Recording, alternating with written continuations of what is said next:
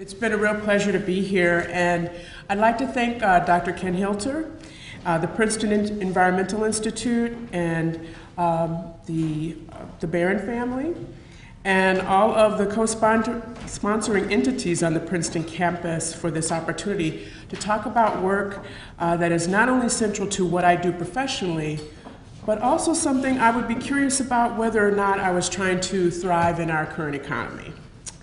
My title for this talk grew out of my own personal and family history and my effort to help close the gap in our understanding of just who in this country and in our world has been expressing their ecological awareness.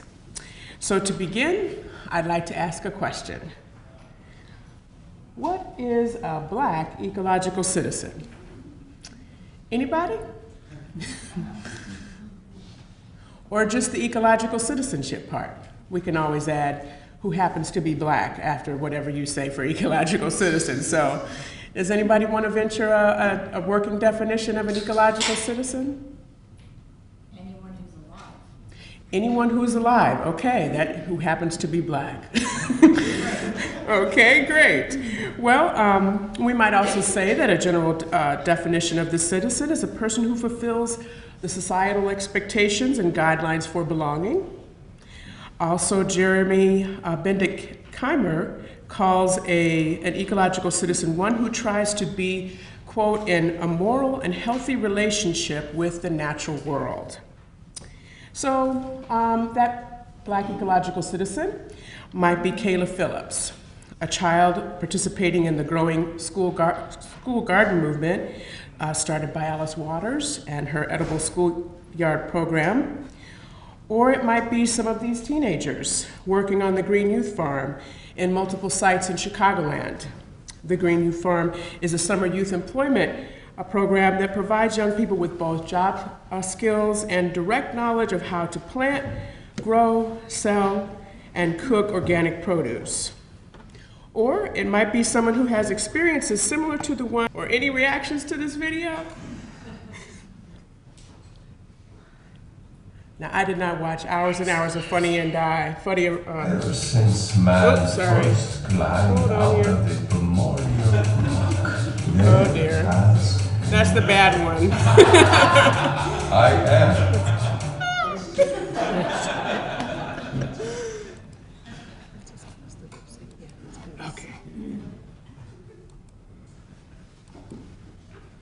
It's always hovering in the background. Okay, well, I'll just move on. Was there a hand up? Anybody? Okay, well, I'll just go on. Perhaps a theory from E.O. Wilson can help us think about that. Why this character that Blair Underwood plays is so upset about his experience out in the wild. So Wilson's biophilia is the innate tendency to focus on life and lifelike processes. And Wilson makes several assertions that biophilia is inherent, that it's part of our species' evolutionary heritage, that it's associated with human competitive advantage and genetic fitness, that biophilia is likely to increase the possibility for achieving individual meaning and personal fulfillment, and that biophilia is the self-interested basis for a human ethic of care and conservation of nature, most especially the diversity of life. So if we accept this theory, then we might say that outdoor recreation would be a prime way for anybody to really express their biophilia. But then why do the white hikers and even what I love about this video, the lost Black Vibe magazine journalists, because of course they would be in a national park, react to the Black hiker in the way that they do, expressing everything from fear, support, surprise, disbelief, to complete astonishment. Murray Bookchin's theory of social ecology helped me think further about this. And so Bookchin's theory is that one of nature's very unique species, Homo sapiens, has slowly and painstakingly developed from the natural world into a unique social world of its own. As both worlds interact with each other through highly complex phases of evolution, it has become as important to speak of a social ecology as to speak of a natural ecology. Okay? And so, kind of said in another way, both natural and social worlds mediate our ecological experience simultaneously. So, for instance, seen through the lens of the social world, this image of a post-toddler Barack Obama on a tricycle might mean, say, two different things. That this image that you see is a human being negatively stigmatized by perceptions of blackness, Africanity. That this image represents a near human being, a missing link. Or sort of on the sort of positive read of this image, we might say that this is a member of a human group or groups with a great cultural legacy, which includes ecological worldview and tradition. Seen through the natural world, this same image might mean that this is a member of the species Homo sapiens. It might also mean that this is a biophilic actor, someone who will actually interact with the world based on this core of biophilia that Wilson suggests that we have. Okay? So getting back to my opening question, a Black ecological citizen is someone whose human group identity as a person of African descent may be important to their expression of ecological belonging, and at the same time, they may be someone who faces negative consequences because of misperceptions of that human group identity. The Black eco-citizen acknowledges both the joy and pain of their human group identity in the Anthropocene era that Joni mentioned, and our age of ecological awareness. The misperception that Black people were somehow not human enough to speak for nature or too alienated from ecological issues to have any concern about them, and the personal experience I had that was in direct contrast to both of those misperceptions, inspired me to research and interpret the oral and written expressive traditions of African Americans in my book, Black on Earth, African American Eco-Literary Traditions. So now I'd like to present to you a remix inspired by that work. And so these are the things that I did in my little remix. First, acknowledge the ecological paradox that's within my title, this beauty and burden paradox. Recover and imagine early biophilic actors, ancestors, and elders. Reflect on contemporary eco-art, reconsider Africanity, and also put theory and cultural legacy to practice. So first, just a little bit about this paradox. The burden can be, the social barrier to ecological affinity can be so challenging that biophilia is endangered, resulting in ecological alienation. However, the beauty is that even those people who are socially marginalized can express their biophilia and act as biophilic agents. And rather than, let's see, okay. Okay. So because of the denial of scribal literacy and racialized slavery, I couldn't locate my research in an easily found canon of prepackaged early Black nature writing. Although I did include scribally literate early Black thinkers and artists such as George Moses Horton and Albury Whitman in my study, I also relied on the former slave narratives collected by the Works Progress Administration as part of the Federal Writers Project, which provided work for writers during the Depression. Their charge from 1936 to 1938 was to collect oral history from the last generation of people who had experienced enslavement, racialized enslavement in the United States. And one of the narratives collected was that of one of my own elders, my great-great-granduncle, George Womble. And however, this excerpt from the narrative of Clara Davis, a woman who was enslaved in Alabama, is the most concentrated and lyrical example I found of a former slave's ecological desire.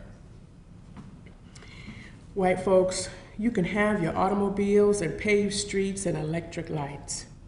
You can have the buses and streetcars and hot pavements and high buildings, because I ain't got no use for them no way. But I'll tell you what I does want. I wants my old cotton bed and the moonlight nights are shining through the willow trees and the cool grass under my feet as I run around catching lightning bugs. I wants to hear the sound of the hounds in the woods after the possum and the smell of fresh mowed hay. I wants to feel the sway of the old wagon a going down the red, dusty road. I wants to see the dawn break over the black ridge and twilight settle, spreading a sort of orange hue over the place. I wants to walk the paths through the woods and see the rabbits and watch the birds, listen to frogs at night. The sensory-filled, idyllic description Ms. Davis artfully shares pinpoints her desire for a distinctly rural, human and non-human amenities. Like many other enslaved African Americans, Davis developed these natural affinities without enjoying inclusion in the American citizenry. Outside the protective bounds of national citizenship, Davis formulated a strong sense of ecological citizenship. Her biophilia cannot be denied. Better known early African Americans who experienced enslavement, such as George Washington Carver, Harriet Tubman, and York, all have become the subject of poetic and historical studies that point to their exemplary role as ecological citizens. These imagined and documented examples of their lives show George Washington Carver, as a scientist who saw no conflict between religiosity and scientific inquiry, and who used that inquiry to advocate for poor farmers. Harriet Tubman, who took the ecological legacy of her timber inspector father and the secret communications networks of Black men who had access to backwoods and waterways and transformed them into pathways to freedom. And York, the enslaved body servant of William Clark of the Lewis and Clark expedition, who used his physical, botanical, and hunting skills to provide the expedition invaluable support. Implicit in the actions of Harriet, York, and George was the concept of environmental justice, something we've heard in one of the keywords in the collection that Joni mentioned. This is the idea that the burdens of ecological citizenship should not unfairly encumber the lives of anyone, and the benefits of ecological citizenship should be available to all. And so clearly we have, going back to one of our earlier talks, the idea of environmental justice includes within it a lot of ethical discussion, to be sure. Fast forwarding well beyond racialized slavery, the artist Jane Cortez, who just died at the end of last year, gives us a look at how contemporary Black artists frame environmental justice. Cortez was a page and performance poet, activist, institution builder, and teacher who used Black culture, especially music, from around the world to inspire her art. Through her Africana expressive vocabulary, surreal and even scatological imagery, and global references, she draws her audience's eyes and ears to trans-species corporeality, social and economic structures complicit in environmental devastation, and the consequences of an ecological citizenship left to atrophy. So in the examples here, she uses the formal and epistemological reference point of the blues. And so I want to just take a look at some of these poem excerpts. So here we have, I got the blues, 1993. I got the fishing and raw sewage blue ooze. I got the toxic waste dump in my backyard blue ooze. I got the man-made famine blue ooze. I got the dead house, dead earth blue ooze. Reactors breed plutonium, blood cells pay their dues, radiation keeps leaking and seeping, and I've got the Chernobyl 3 Mile Island blues. And the river turtle does not breathe like a slithering boa constrictor. The slash of a barracuda is not like the gulp of a leaping whale. The speech of a tiger shark is not like the bark of an eaglefish. Find your own voice and use it. Use your own voice and find it. And this last one, I have a sound clip that I'm going to play for you. It's Endangered Species List blues.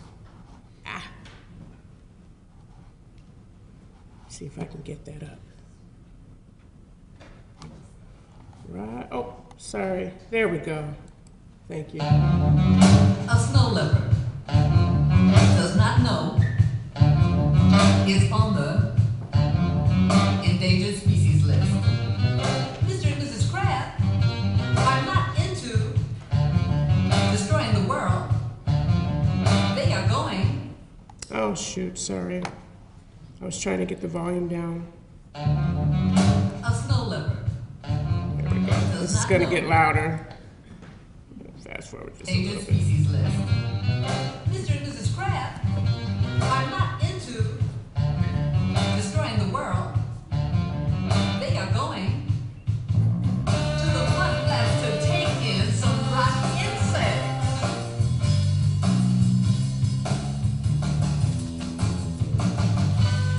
It's not what's up that's going down. When you smell yourself on the threshold of extinction, it's you and your portable chemical toilet going to hell under friendly fire.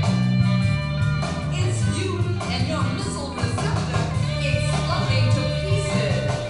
It's not what's up that's going down.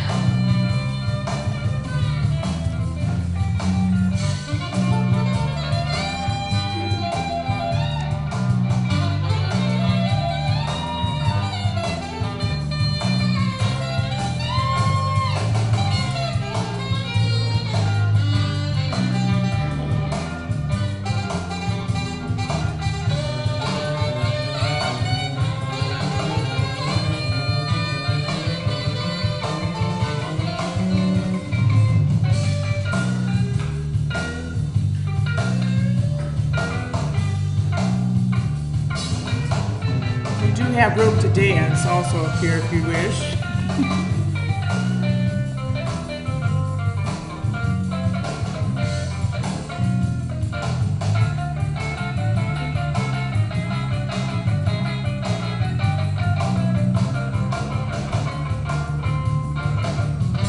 The person who okays biological weapons should not cry about the stench of new diseases. The one who cuts off the trees so the orangutans can't hang should not wonder about ecological devastation.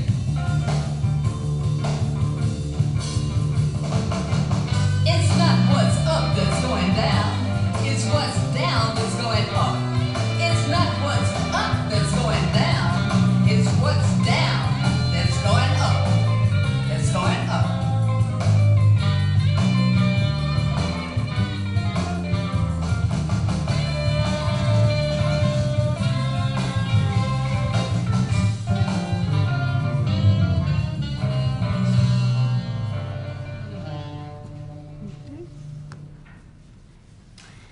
So the combination of apocalyptic and precautionary rhetoric gives Cortez's poetry its power. In the apocalyptic vein of her work, there are clear and evil forces that endanger the well-being of the planet. She avoids ambiguity, and some might say complexity, and identifies unmistakable problems with wholly guilty perpetrators. Cortez frequently identifies the human groups she feels are responsible for impending ecological apocalypse against which her poetry so often warns. Rather than an artifact meant to be nostalgized, Cortez sees the blues as an energizing, pliable, epistemological force capable of addressing changing ecological circumstances. She really feels that in the blues tradition that you inhabit a truth, but that you also don't forget that other part of it, that you have your own mojo, and perhaps we have a collective mojo that can deal and address with this truth. The realness of the blues always returns to the physical, material world with the aid of an epistemological response aimed at transcendence, or at least survival. She affirms the human responsibility for creating ecological crises and the human potential to avoid further ecological devastation by inhabiting the human-centered power of the blues. And now, thanks to the work of Lucy Yalabar and Ben Zeitlin, we have the wonderful film Beasts of the Southern Wild. I don't know how many of you saw it? Okay, great. This incredible performance, she had me crying at my computer. It was so sad.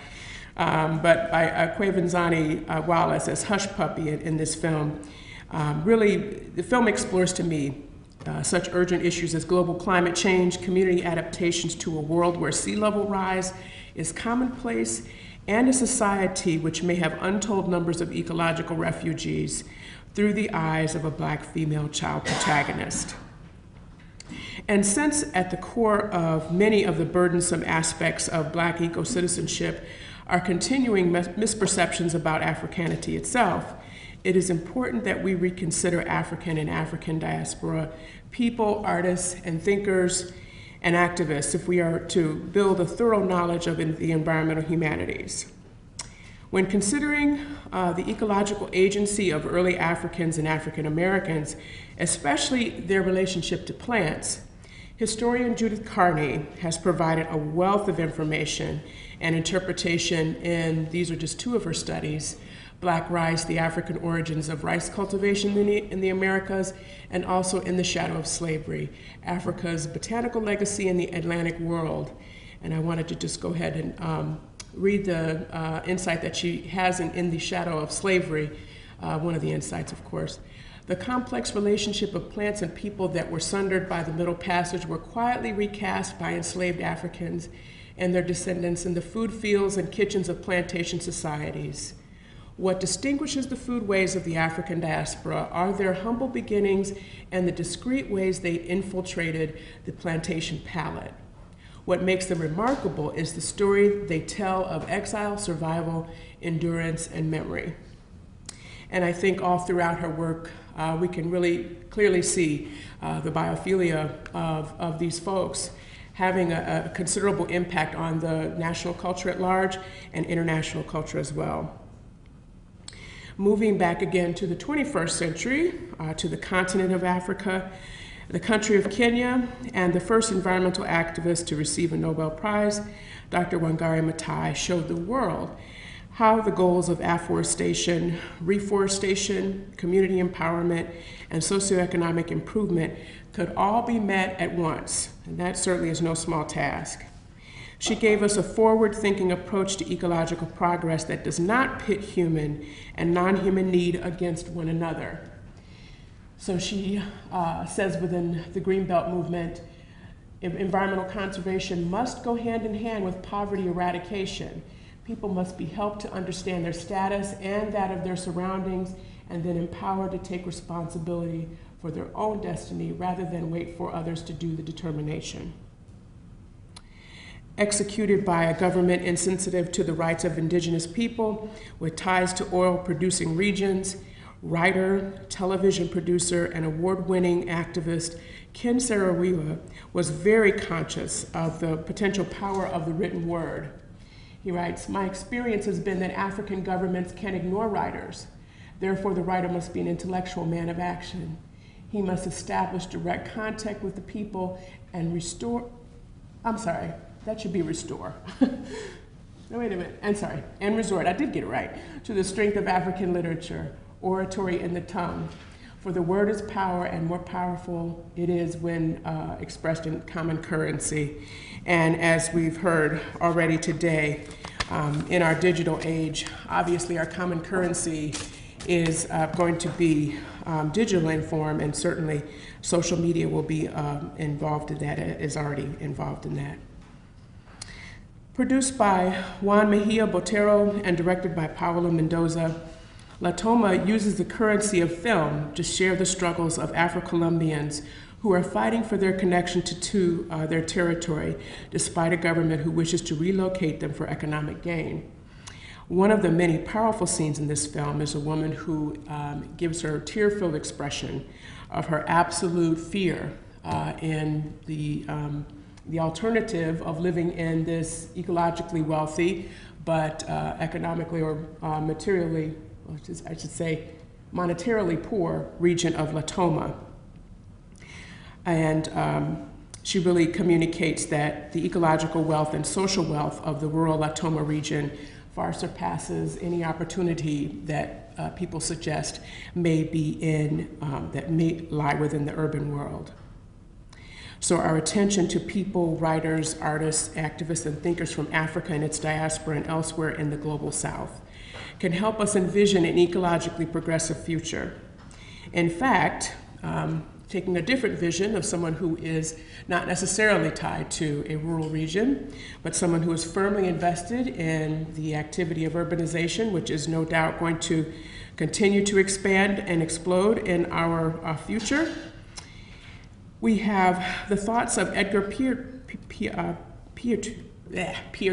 who is the director of the African Center for Cities, who points out that our increasingly urbanizing world may indeed be looking to emerging urban plans and cities in Africa and China for models of sustainable living. These new cities within Africa and China have the opportunity to be responsive to our increased ecological knowledge and therefore more fully sustainable design ideas. I quote Piertis in saying, "Fundamentally, as a species, we need things that can power our imaginations, that can get our passions going, that can give us a sense of meaning. And that is not a brick, that is not a pipe," and this is a designer architect speaking. "It is an idea." From my study of the expressive traditions of African Americans, I saw the idea of eco-citizenship beyond the social order come alive and knew that it was one that needed to be practiced and one that, if I wasn't mindful, could be endangered. With this in mind, it was time for me to come out from behind my keyboard and express myself in a very public way. So I used kind of these first two ideas to inspire me in addition to the other material.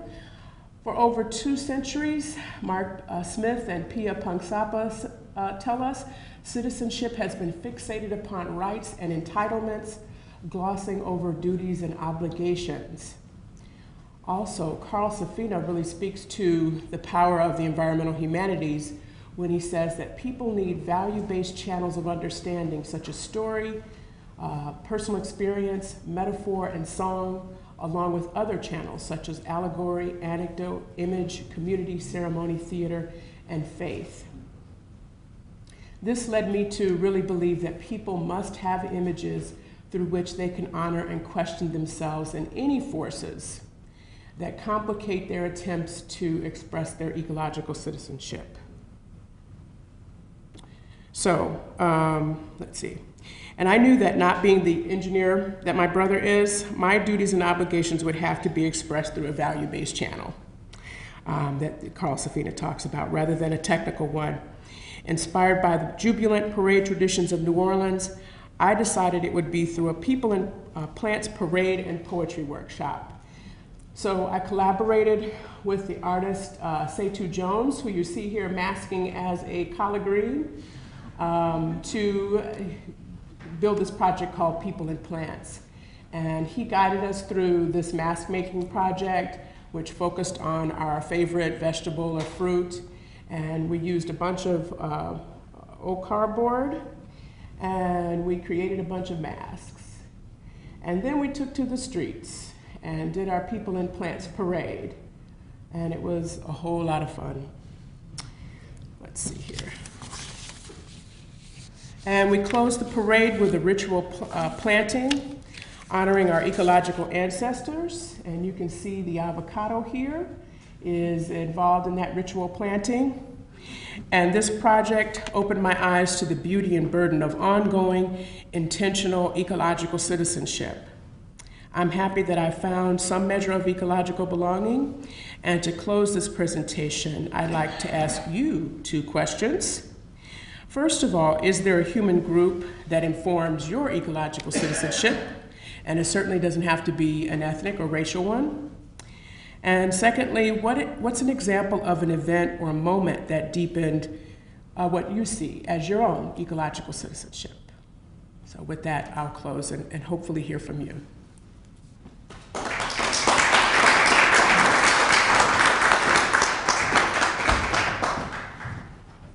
First time I've ever encouraged people to give answers to any questions.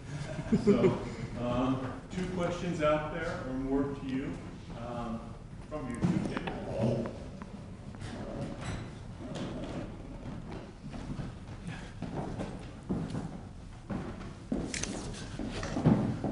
Thanks, Kimberly, for your talk, especially bringing us through the some significant personalities in the African American community. Wangari, I was a friend and was lovely her giving a picture of presence among us. Yes. I wanted to respond to your question about my own sense of ecological citizenship and ask you a question based on it. Mm-hmm. I have, as an academic and interested in religion and ecology issues, been especially concerned with openings or wedge issues that would open the larger community to some grappling with the environmental issues. And it seems to me that food and health and children are ways that I found in my own North Dakota family. I found ways of talking to my family about my interests through those issues. Mm-hmm. So recently, I had an introduction to a film that I presume you know, maybe others in the room, Soul Food Junkie. Yes, I've seen it. And Soul Food Junkie prompts me to raise this question about food in the African American community as a way into environmental issues that really opens it up in a way that the satire at the beginning, we can somehow move beyond. We really take awareness of that satire, but begin to be aware, where will the African American community engage the issue or already has? Yes. I think the fact that it already has is becoming even more apparent in films like Soul Food Junkies, because in looking at food, and even in Judith Carney's work, I think it exposes, even though we've had, say, limited opportunities to express that biophilia and that ecological citizenship, food has been a place where people have sort of insisted upon expressing their ecological citizenship. And that's what inspired me with the People and Plants Parade. And the specific vegetable that you saw both me and Setu masking as is the collard green. And so I, of course, took this opportunity to declare myself a pageant queen and became Miss Maine Queen Collard Green. And I think that it was a lot of fun because it allowed me to kind of give honor to the fact that I was taught that one of the superfoods before my grandmother and father were using that term was the collard green. And I was supposed to drink my pot liquor and treat greens with great care. And now I have the opportunity to grow them and to keep that tradition alive. And I think that so many people are kind of casting off all of the sort of negative associations with agricultural work and slavery, and really embracing and either continuing or embracing for the first time the idea that they can grow their own vegetables, and this is part of a glorious and long tradition within their families and within their communities. So I would agree that food, and wrapped up in that, attention to children and also health, community health, is an important wedge issue, if you will, that really, I think, invites African Americans into seeing themselves as environmentally concerned. Because I think at the core of that Blair Underwood video is the idea that somehow people like him have been denaturalized, whether it's been, by choice or by these other, societal things. He doesn't have a long tradition of that kind of belonging, but I think that it's clear that it is there, but it's just not well publicized.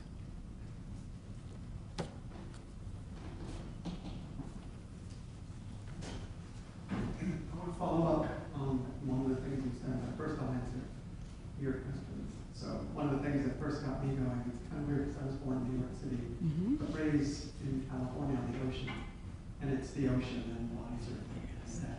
That idea of being awed and being afraid at the same time, which has happened to me from the beginning. But the other part is the New York Sergeant family, which owned one of the Warshville hotels and grew all of their own food and were self-sufficient, decades before. It's a totally good thing to do. So it's that sort of memory of generations.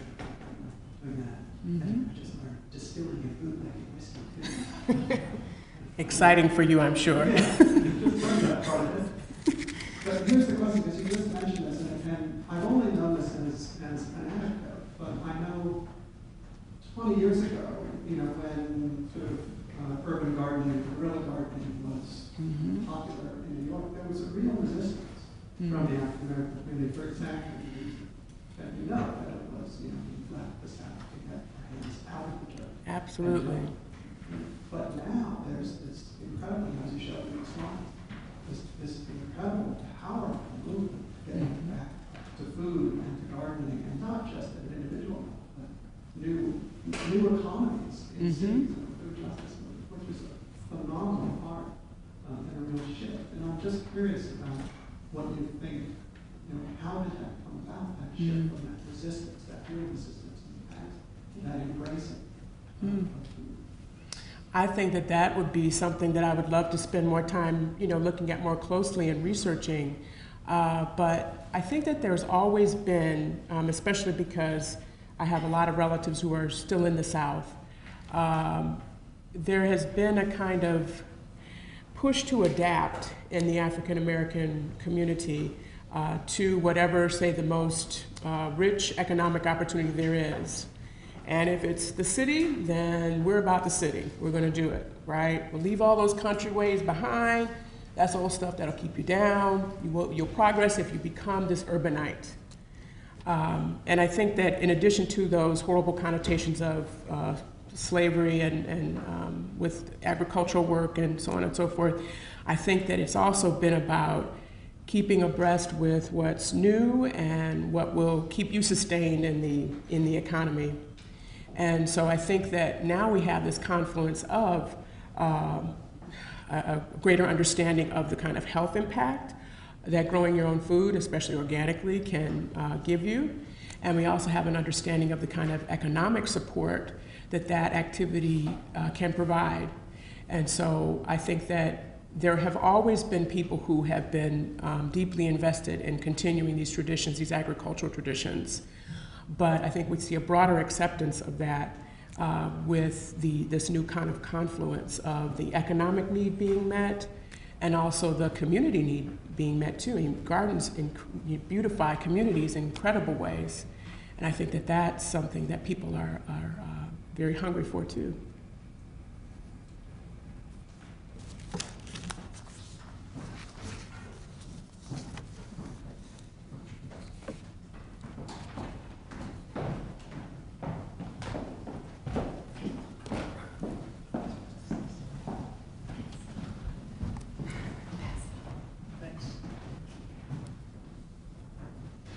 Kim, I have a short question and a long question. Okay, Anthony. So the short question is that sound file that you played at Jane Cortez readily available on CD, or did you get it from an archive?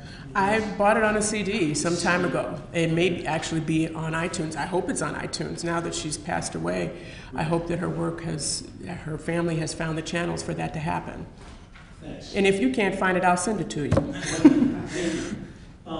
Okay, so the longer question is, I was really struck by the WPA state narrative example where you said that Clara Davis imagined national citizenship, imagined ecological citizenship outside of national citizenship. And I started thinking about that while you were talking, and I thought, you know, like the first two things that came to my mind were, was she thinking about it in a traditional cosmopolitan way of just beyond the nation to the larger world, like everybody's a citizen of the ecological world? Was she thinking about it in terms of cultural nationalism? Or are those the wrong ways of asking the question? Like, what framework should we use? I think that in reading the narratives of people like Clara Davis, I had a sense that they understood that their humanity, if it wasn't going to be affirmed by the nation, if it wasn't going to be affirmed by being a part of the wage labor force, it was affirmed by the natural world. So they could find refuge, they could find sanctuary, they could find affirmation and upliftment, if that's a word, from the natural world in a way that they didn't enjoy as citizens. And so I think that that's, you know, in part kind of my interpretation and reading, but I felt as though there were several moments where their humanity was affirmed by the natural world, and that went beyond the lack of the affirmation of that humanity because of their status as slaves within within the United States. Thanks.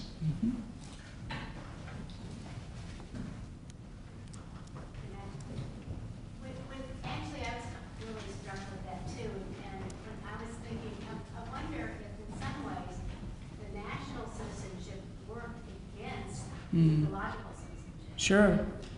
I was thinking of Toni Morrison's book, Mercy. I think that's a great picture of that.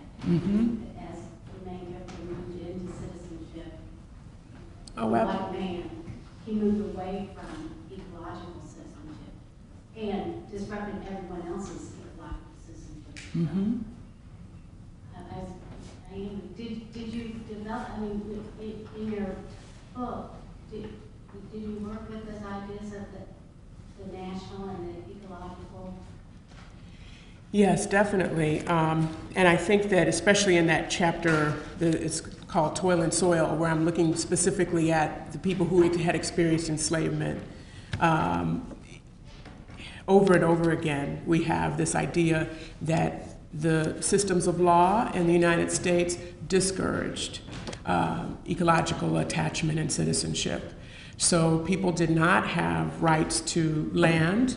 And even after slavery, we have the grand fight of black farmers against the FDA, the USDA, pardon me, and the institutional racism that was very apparent in their experience, and the ways in which their land was taken away from them, if you will, through the kind of institutional racism that was allowed to be expressed through this entity, this national entity.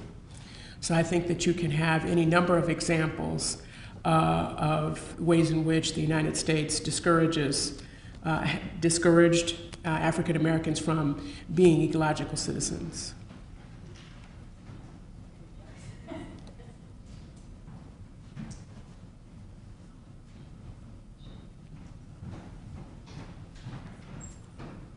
So what is the history behind Blair Underwood making that film? I mean, there must be a story behind that.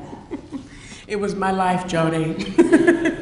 No. I haven't done a lot of research on that, so I don't know who wrote it. I don't know, if Blair, There's this blog site called Outdoor Afro. Yes, absolutely. Outdoor Afro, friended. Yeah. And I think that, there are people out there doing work to try to, undermine these really, dated stereotypes. So I just wondered how that film came about. Yeah. Something to research. Yes, definitely. Thank you for that assignment, Joni.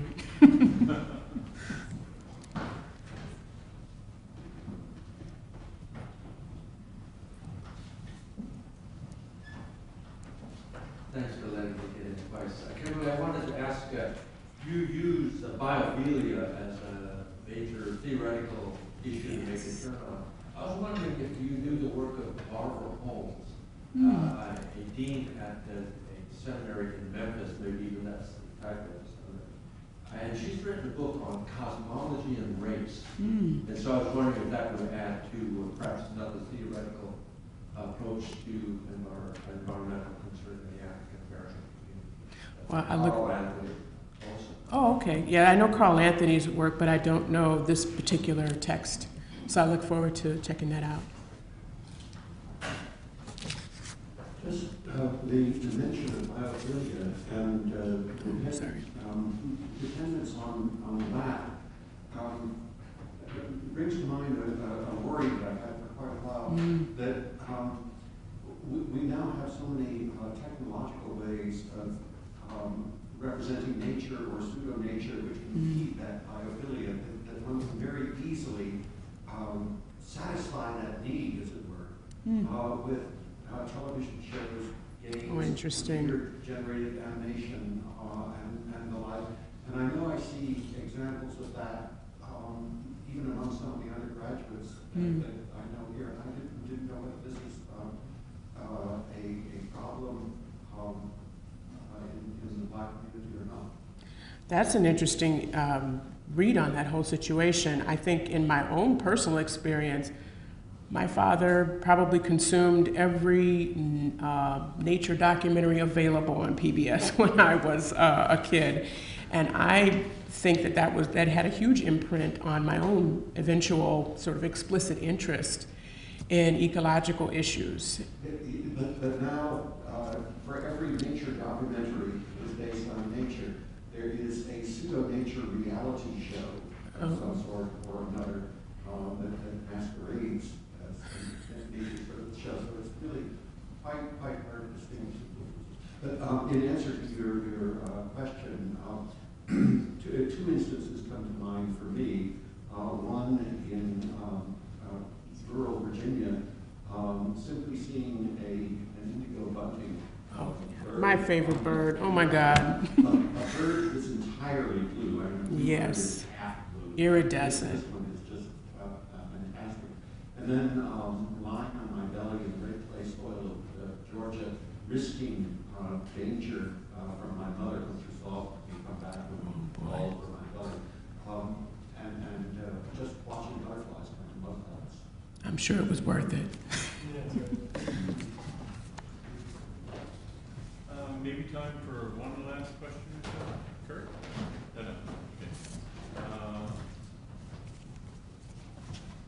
Okay. Okay, let me ask you one question. Optimistic for the future? I mean, Well, thank you for asking me that, because I think that one of the things that I am optimistic about, because I think, as many of the ASLE members here know, we get plenty of bad news in environmental studies. And so I think sometimes as a teacher, it's difficult to take the texts that relay that bad news, that give it a very lyrical representation to students. Students get burdened by that. And I think that even though this is a time of deep ecological crisis, I think it's also a time of ecological identification and an opportunity to explore human identity in exciting and what can be very fun ways. And so I think that the humanities can have a huge part in that. So I'd say bring the imagination, bring the funny, and I think that the environment and humanities can provide a bit of relief and hope. that's a great note on the Thank you.